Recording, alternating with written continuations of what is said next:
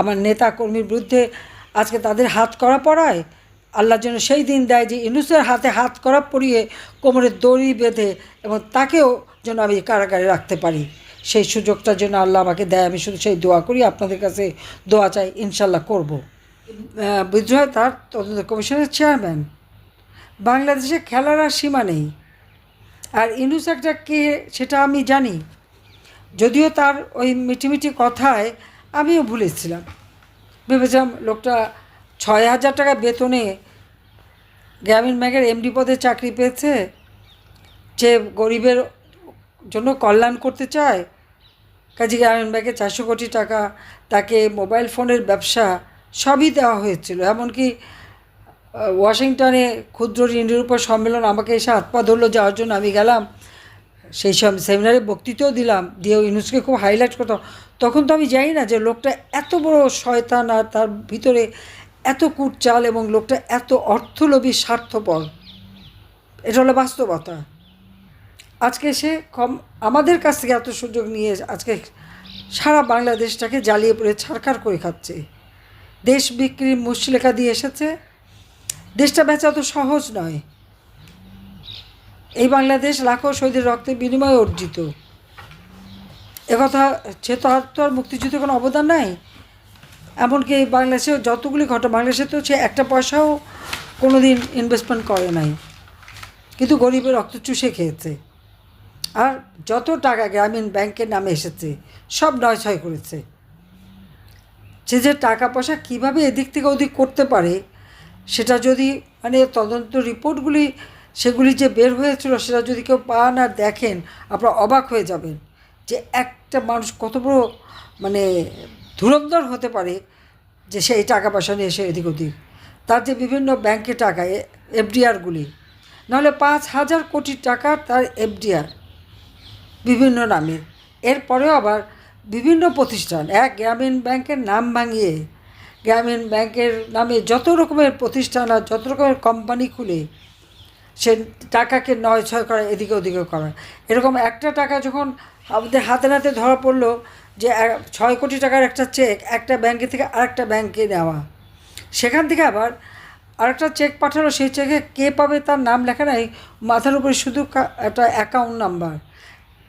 বাংলাদেশ ব্যাংকের বিএফআইও যখন এটার উপরে তদন্ত করতে যে দেখলো সে টাকা ইউনূসের পার্সোনাল মানে অ্যাকাউন্টে ঢুকে গেছে, এই পার্সোনাল অ্যাকাউন্টে ঢুকে ওইটা তদন্ত করতে যে দেখে, তখন ইউনূস ফাউন্ডেশনে সে টাকা ফিক্সড ডিপোজিট হয়ে গেছে।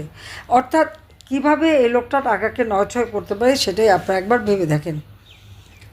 এই ফান্ড, ওই ফান্ড, মিউচুয়াল ফান্ড, অমুক ফান্ড, ট্রাস্ট ফান্ড, কল্যাণ ফান্ড, বিভিন্ন ফান্ডের নামে নামে এই টাকাগুলি সে সরিয়েছে। গ্রামীণ ব্যাংকের টাকা গ্রামীণ ব্যাংকে থাকবে। এখন গ্রামীণ ব্যাংকের কল্যাণ ফান্ড মানে সেখানে টাকা আসা মানে ওটা একমাত্র ইউনূস ছাড়া কেউ অপারেট করতে পারবে না।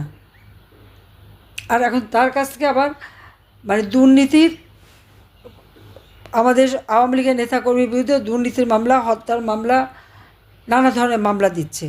এবং আমাদের কিছু আতেল আছে, তারা কি এসব কিছু জানে, খোঁজ নিয়েছে কখনো? হ্যাঁ, দেখলাম একজন বলল, দেবপ্রিয় থেকে শুরু করে অনেক বলছে কি আওয়ামী লীগ নাকি সম্পদের হিসাব দেয় না। কথাটা ঠিক হতো না? আমরা যারা নির্বাচন করি, প্রত্যেক নির্বাচনের আগে আমাদেরকে আমাদের সম্পদের হিসাব বিবরণী দিতে হয়। অর্থাৎ আমরা কিন্তু একটা সময় প্রতি বছরই আমাদের ট্যাক্স পেমেন্ট, ট্যাক্স ক্লিয়ার থাকতে হবে। আওয়ামী লীগ পার্টি হিসেবে আমাদের মানে সম্পূর্ণ টাকার হিসাব আমরা কিন্তু সেটা করে প্রতি বছর দিয়ে থাকি। আওয়ামী লীগ খুব নিয়মিতভাবে এগুলি পালন করে। এমনকি বঙ্গবন্ধু মেমোরিয়াল ট্রাস্ট থেকে শুরু করে যতগুলি ট্রাস্ট ফান্ড আছে সব ঠিকমতো আমরা দিই। ইউনূসকে একটা টাকাও ট্যাক্স দেয়? এবং এই যে তারা এত এত কোম্পানি, ৩৮টা কোম্পানি ট্যাক্স ফাঁকি দেওয়ার মামলা তার বিরুদ্ধে, ব্যক্তিগতভাবে টাকা যে চুরি করেছে, সে তার ট্যাক্স ফাঁকি দিয়েছে, সেই মামলাও ছিল। শ্রমিকদের অর্থ আত্মসাৎ করে সে যে টাকাগুলি বানিয়েছে,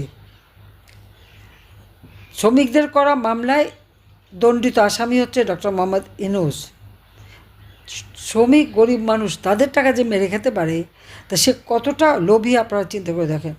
আমি সবাইকে একটা কথাই বলবো যে এই যে হামলা মামলা দিয়ে ভয় ভীতি দিয়ে তারা আওয়ামী লীগকে ঘরে ঢুকাতে চায়। হ্যাঁ, একটা পর্যায়ে সেরকম ছিল, কারণ তাদের হাতে অবৈধ অস্ত্র। তারা তো সেনাবাহিনীকেও চ্যালেঞ্জ করেছে, আর আমাদের সেনাবাহিনী যারা চ্যালেঞ্জ করে তাদেরকে নাকি সন্তানের মতো দেখে। তো এই সন্তানরা যে কী জিনিস, যারা একজনের মাকে মারতে পারে, বাপকে মারতে পারে, 80 বছরের বৃদ্ধ বাবার গালে চড় মারতে পারে, এরা যে কী জিনিস সেটা আমাদের ওয়াকা সাহেব টের পাবে ভবিষ্যতে। ভবিষ্যতে টের পাবে, সন্তানের স্নেহ দিয়ে দেখে যখন চড় খাবে তখন সিধা হবে। আমরা কখনো কারোর মুখাপেক্ষি হইনি, দেশ বেচা মুচলেখা দিয়ে আসেনি। কাজে আওয়ামী লীগের প্রত্যেকটা নেতাকর্মীকে আমি বলবো, যার যার এলাকায় সকলে ঐক্যবদ্ধ হতে হবে। যার যার এলাকার যত উন্নয়নের কাজ করেছি সেটা জনগণের হাতে পৌঁছে দিতে হবে। একেবারে তালিকা করে করে সব ঘরে ঘরে পৌঁছান, মানুষের কাছে যান। মানুষই আমাদের শক্তি। যে আপনাদের জন্য আমরা কী না করেছি বলেন। 15টা বছর শান্তিতে ছিলেন, ছেলে মেয়ে লেখাপড়া শেখা, চিকিৎসা সেবা মানুষের দূর করে পৌঁছে দেওয়া সবই তো করে দিয়েছি। আজকে একটা দুঃসময় গেছে, আমি তো দেশ ছেড়ে আসতে চাইনি, আমি তো জানতামই না আমি কোথায় এসেছি। একটা চক্রান্তে পড়েছিলাম, কিন্তু আমি তো আছি বেঁচে। আমি বাপ মা ভাই বোন সবার ইচ্ছি। আর ঘর বাড়ি যা ছিল সে ওই সুধা সদন থেকে শুরু করে বঙ্গবন্ধু স্মৃতি জাদুঘর, ওইটুকু স্মৃতি নিয়ে বেঁচেছিলাম, সেটাও পুড়িয়ে দিয়েছে, ভেঙে দিয়েছে। আর কোনো চিহ্ন নাই, জানি বেঁচে থাকবো। তো আমার তো চাওয়া পাওয়ার কিছু নেই।